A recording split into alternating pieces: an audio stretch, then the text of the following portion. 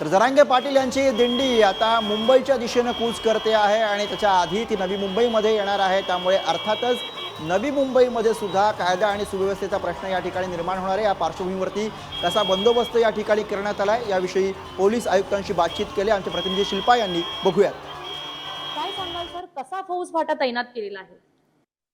उद्या हा जो मराठांचा मोर्चा नवी मुंबईमध्ये दाखल होणार आहे, तर त्यांचं पनवेल च्या आसपास त्यांना फूड पॅकेट्सचं वितरण केल्या जाणार असल्याचं आयोजकांनी सांगितलं।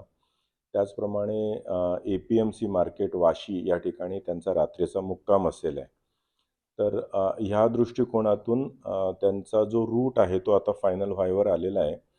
त्यांच्या रूटवर संपूर्ण पोलीस बंदोबस्त साधारण 2,500 ते 3,000 पोलीस अधिकारी आणि कर्मचारी हे डिप्लॉईड असतील आहेत।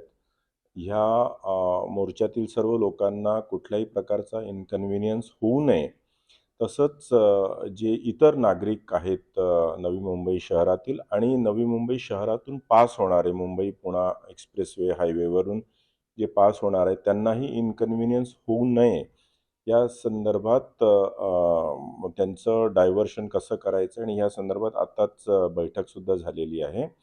आणि हा मोर्चा सुरळीतपणे आणि सुरक्षित पद्धतीने पास व्हावा यासाठी आमचं नियोजन झालेलं आहे। मोर्चामध्ये काही अडीअडचणी निर्माण होऊ नये किंवा इतर काही प्रसंग येऊ नये यासाठी काही खबरदारी घेतलेली आहे का आपण?